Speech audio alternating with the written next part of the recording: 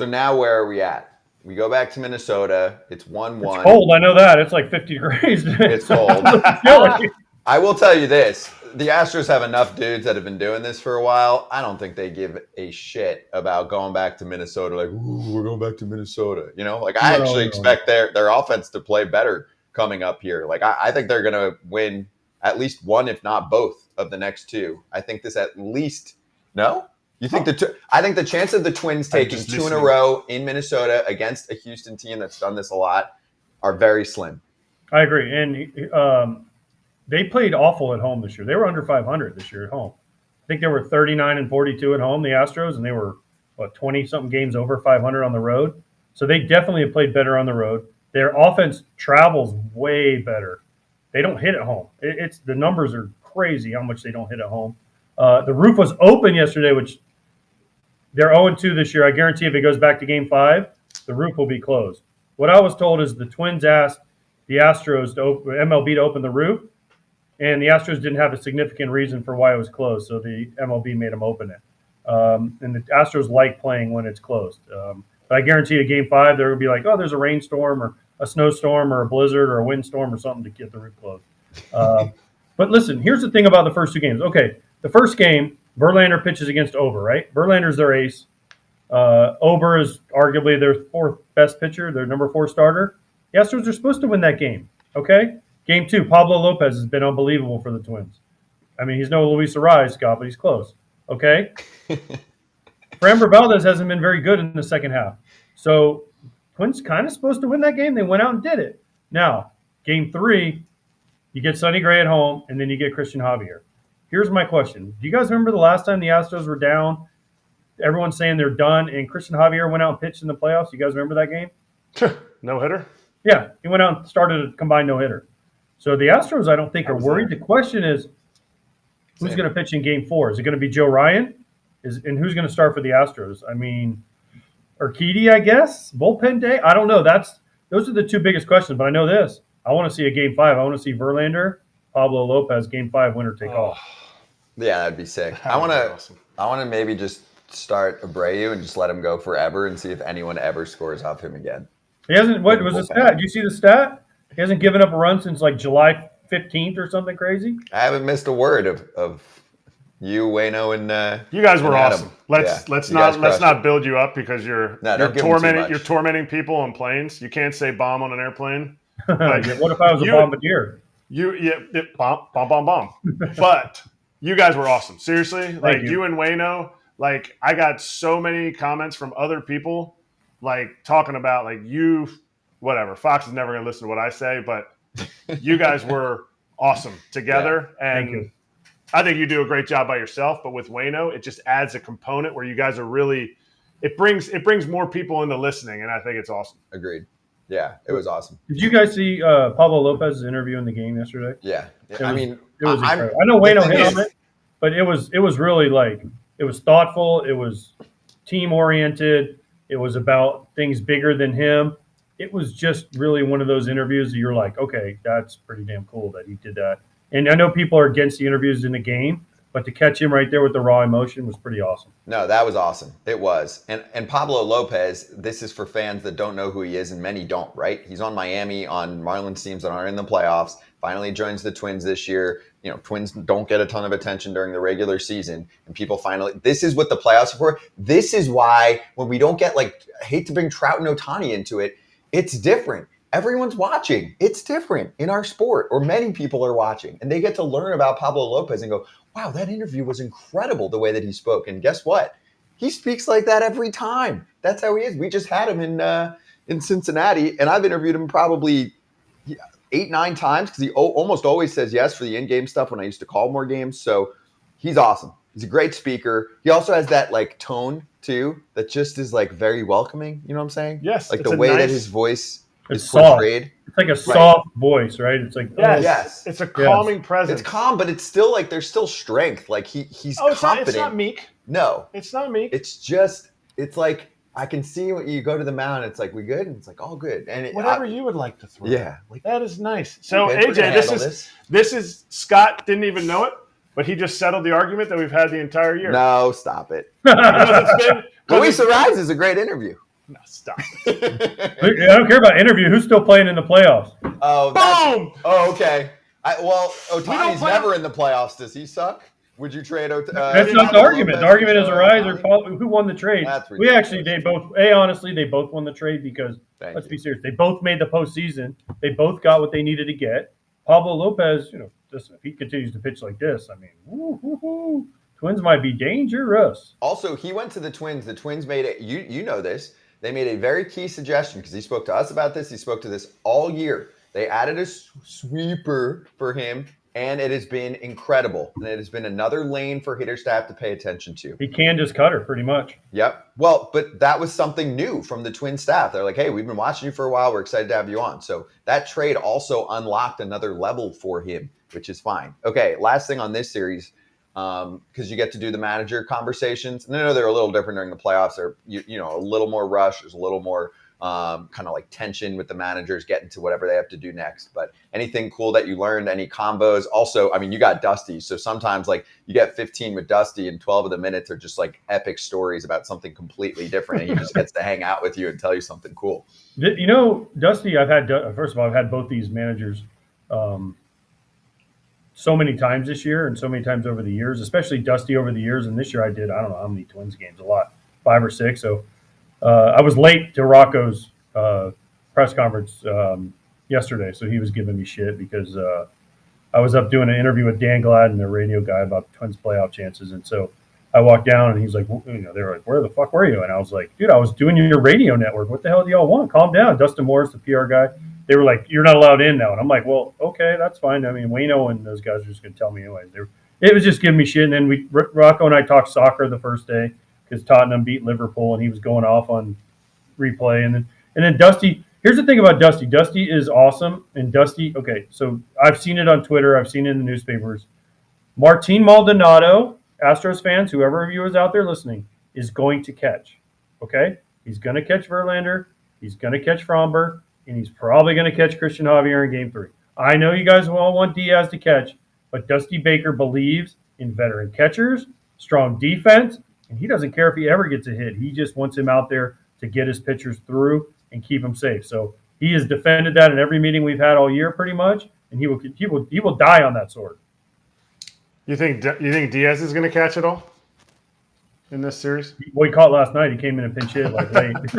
He was an offensive replacement. He was an offensive replacement. Do I think he will? I don't think he's going to. Well, Game 5 is no if he gets to 5 because it's Verlander. It was sarcastic. The only chance maybe Game 4, but okay, you guys will love this. So I remember we had Chaz McCormick on, and I asked Dusty. We said, because he played center in both games. And we're like, oh, he's playing Game 1. I'm like, oh, you got Chaz out there in center. He's like, yeah, he's been great for us all year. And I go, but wait, I thought he was too fat.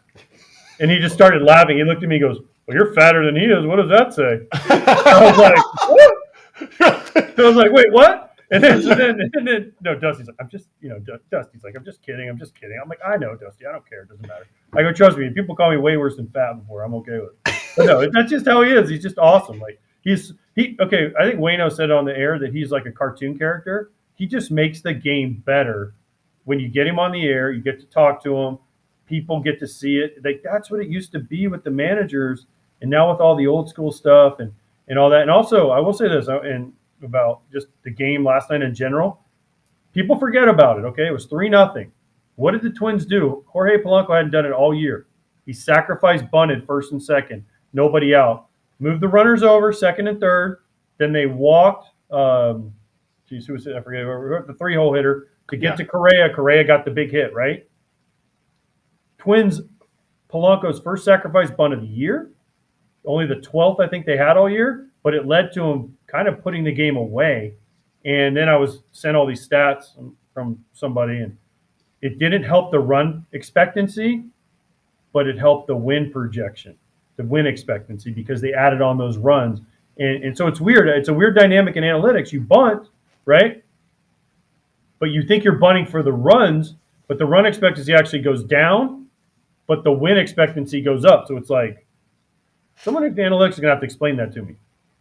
AJ and his numbers all the time, I'll say, so man. analytical. Well, no, think about that. How does goes the away run for a few days and it's like he's dropping. how does the run expectancy go down because of less but the because of win less expectancy opportunities. goes up. The You see whole what run I'm saying? expectancy is based on a number of opportunities you have to make a baseball play that will score that run from second base. The win expectancy is based on the opportunity to put the game farther out of reach. So win expectancy is because you only base run expectancy based on bases. You follow what I'm saying? Yeah, I got you. Bases, and it's divided by the number of outs left. So with 0 outs, a runner on second is more valuable than a runner on second and third with 1 out, which is crazy to me. But hey. I don't know how your run expectancy go down, your win, but whatever. I don't know. It's analytics. Nobody really understands it except for the guy who invents the stat to make whatever they want to make look good. Yep. Yes. Well, they're good at that. Yep. I will tell you that. And it was good field by Rocco to tell Jorge to bunt. Yeah. And the thing is, though, the playoffs are a different game, and that's what we have to understand, too. I think what happens is with most teams, we label them, and we are mislabeling them. I have long drives here, so I'm driving to Kratz's, and I started thinking about this. The Twins, they can't hit lefties. They strike out too much. We even picked on them at times with bets during the year. They strike out too much. It's a different lineup. It's a different lineup from what it looked like at the beginning of the year. And it's not just like, oh, they don't have Gallo, but like Royce Lewis even, playing for this team right now. Like he didn't play for a good chunk of the year on the team. You got to look at good.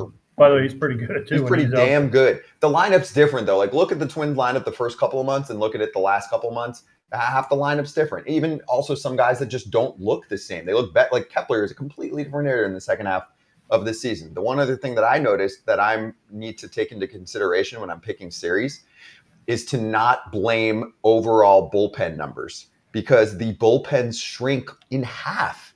So if you're like, oh, the Diamondbacks bullpen's not that good. Well, what about their 3 or 4 best? Oh, they're pretty damn good. The Rangers bullpen has been a mess this year. Well, what about their 3 or 4 best? Yeah, they're pretty damn good. That's the majority of what you're getting. And we see this every year, and I feel like we're falling for it too much, so I'm going to stop falling for it. Like the Nationals, remember? And there's been other teams too. And sometimes actually, even if you don't have 3 or 4 dudes, if they have a starter or two where you can start to piggyback and do shit like that, which remember the Red Sox did the last time they won the World Series, right? Porcello had to the bullpen and Sale a little bullpen action. Things are different. So I just think here's my thing, Scott, on that though. Yeah. These 2 teams that are playing right now, their bullpens are stacked. Yes. I mean, the Astros are stacked. Look at Presley's numbers in the postseason. He hasn't given up a run in like 19 appearances or something in the postseason. His last 19 appearances, something like that, 18, 19 appearances in the postseason. And the Astros bullpen is good. And then you look at the Twins bullpen. I mean, I know Stewart gave up the home run to Jordan yesterday, but listen, Stewart, Jax, Pagan, Thielbar, and Duran, those 5 guys, and then you throw Paddock in there, it goes 100. I mean, that is a solid 6 dudes for the Twins. If you just took a blank slate and you watched each team, you couldn't look at their stats, you couldn't look at what they've done before in the postseason. Who has a better bullpen?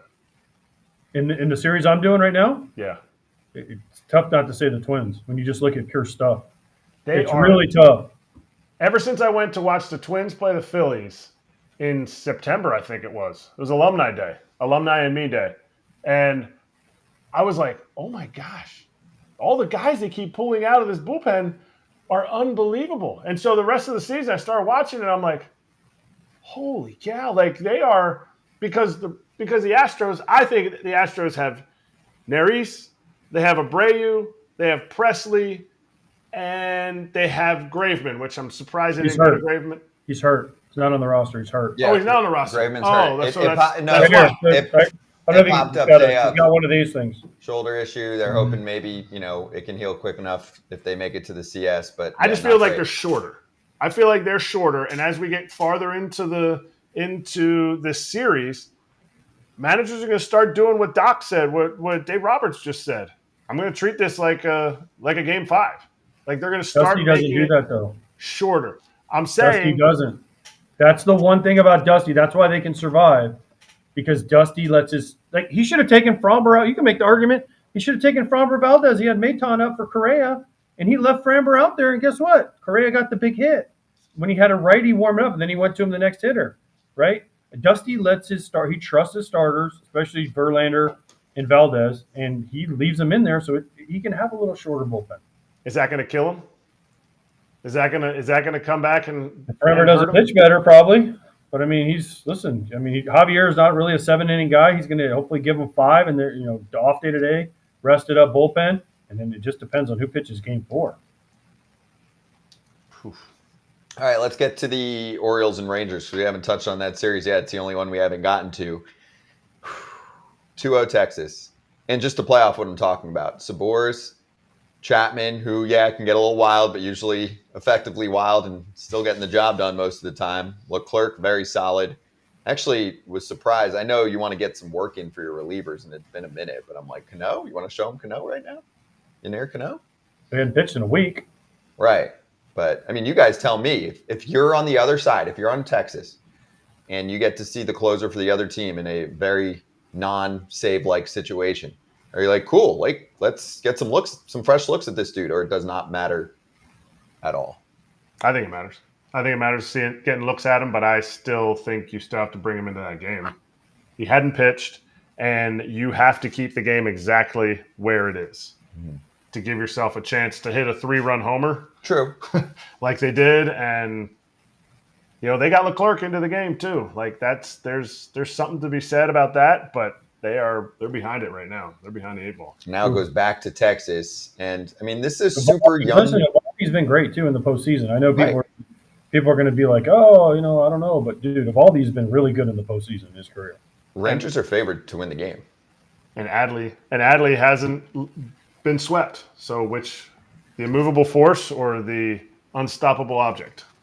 I know you guys have already talked about, but do you guys think, listen, there could be 3 sweeps in these series, honestly. I know you guys are going to say it won't happen, but the Dodgers, they get Gallen tonight. That's a big one. The Phillies have their boys lined up, Wheeler and Nola, and Fried is a question mark, and then who the heck's going to pitch in game 3 for the Braves? And then you look at Baltimore, they're shell-shocked. They're shook right now. Watching those 2 games, they're making errors. They're bad base running.